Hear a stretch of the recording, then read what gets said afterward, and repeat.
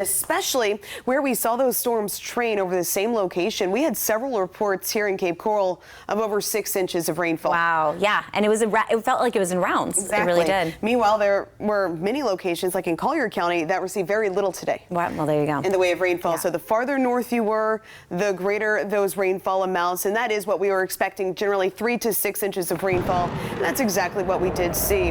Now, looking ahead to tomorrow, we will still have some coastal threats. So even though Idalia continues to pull away, we will still have some of that onshore flow. Small craft advisory remains in effect until 8 a.m. As for those waves, we will have some pretty high swells tonight, 5 to 7 feet.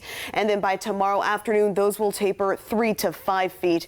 And we've been talking about it.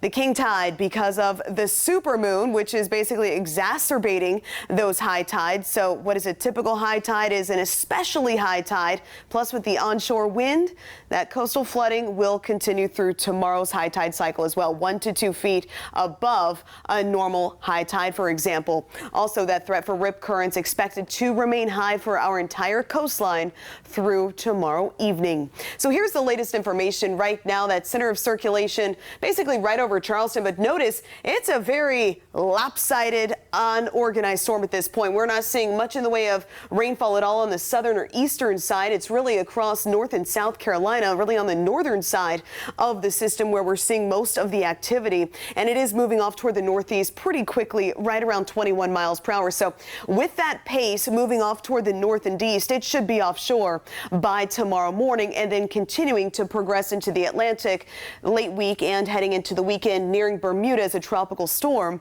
over the weekend. So for us, our weather threats are the following for tomorrow. Wind gusts, they'll be manageable, 15 to 25 miles per hour. But we will still have those scattered downpours in the mix. Morning, noon, afternoon, scattered storms are expected. Your rain chances staying high at 70%.